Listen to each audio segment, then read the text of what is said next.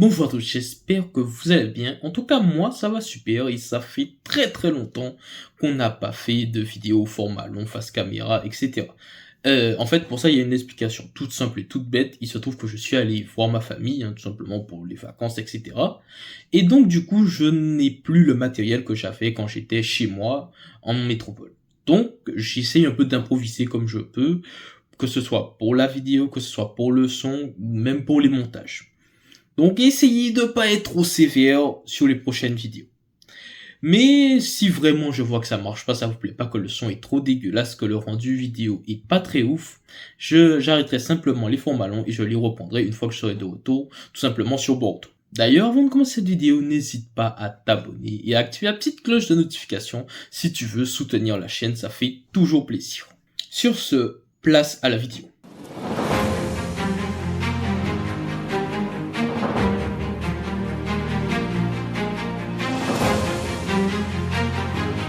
Tu t'es déjà demandé pourquoi un détail de ton physique peut prendre autant de place dans ta tête? Pourquoi une taille, un poids, un nez ou un simple petit défaut peut influencer tellement de choses dans ta vie? Ta manière de parler, ta manière de t'habiller, ta manière de sortir, ta manière d'aimer. En réalité, un complexe ne prend pas autant de place uniquement parce qu'il existe. Il prend de la place parce que ton esprit lui accorde de l'importance. Il lui accorde une signification qu'il n'a pas en réalité. Tu ne te dis plus simplement je n'aime pas cette partie de mon corps, tu commences à te dire à cause de ça, je suis moins attirant, à cause de cela, on va me juger, à cause de cela, je suis moins légitime à faire telle ou telle activité. Et c'est là que le complexe devient de plus en plus grand. Il devient bien plus qu'un simple petit défaut, bien plus qu'une simple petite imperfection. Souvent, tout commence par une simple remarque, une moquerie à l'école, une pique dans la famille, une critique venant d'une personne que tu aimais, ou même une phrase lancée sans réfléchir un moment au hasard. La personne qui l'a prononcée l'a peut-être tout simplement oubliée quelques minutes après. Mais toi, tu continues de te repasser cette phrase dans ta tête encore et encore des centaines de fois.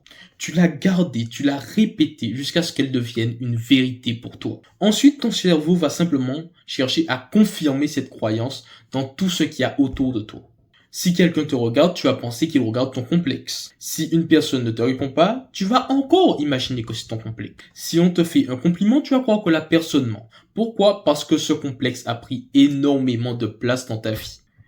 Tu finis donc par voir le monde à travers une insécurité. Et les réseaux sociaux renforcent encore plus ce mécanisme. Chaque jour, tu compares ton apparence réelle, avec ses imperfections, avec ses mauvais jours, aux meilleures photos des personnes qui ont choisi le bon angle, la bonne lumière, la bonne tenue et parfois même des retouches. Tu compares alors ta réalité, entre guillemets tes coulisses, avec leur vitrine à eux. Et comme cette comparaison est impossible à gagner, tu finis toujours par te sentir inférieur. Mais le plus dangereux, ce n'est pas juste de ne pas aimer une partie de ton corps, c'est de laisser ce complexe que tu as laissé grandir prendre des décisions à ta place. Tu refuses une photo, tu ne portes plus des vêtements que tu aimes. Tu n'oses pas parler à une personne qui t'attire. Tu évites les plages, les soirées, les sorties en groupe. Tu deviens trop gentil parce que tu crois tout simplement que tu peux compenser ce complexe par de la gentillesse, par le fait de te rendre disponible. Tu acceptes même parfois le manque de respect à cause de ce complexe. Parce que tu as peur de ne jamais trouver mieux que ta situation actuelle. Petit à petit, tu ne vis plus selon tes envies, tu vis selon la peur que ton complexe soit remarqué par les gens qui t'entourent.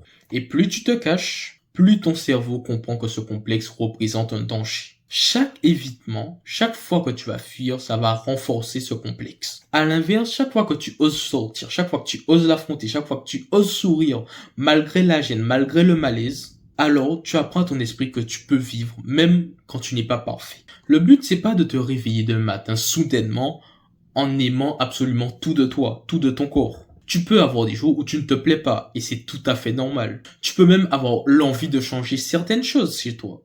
Et ce sera ok. Mais tu dois faire la différence entre vouloir évoluer et croire que tu ne mérites rien parce que tu refuses de changer. Ton physique fait partie de toi. Ça, c'est un fait. Mais pour autant, il ne résume pas tout ce que tu es.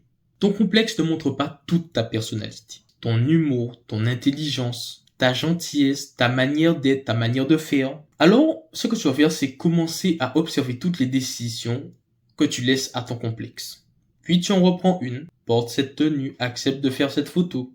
Regarde les gens dans les yeux. Arrête de t'excuser pour la place que tu occupes. Tu n'as pas besoin de plus pour commencer à affronter tes complexes, à réduire leur impact sur ta vie, à t'autoriser tout simplement à vivre. Tu dois simplement arrêter de leur donner le contrôle sur ta vie. Ce ne sont pas tes complexes qui décident, mais c'est toi. Tu dois vivre selon tes envies. Et surtout, n'oublie jamais que tu es ta priorité.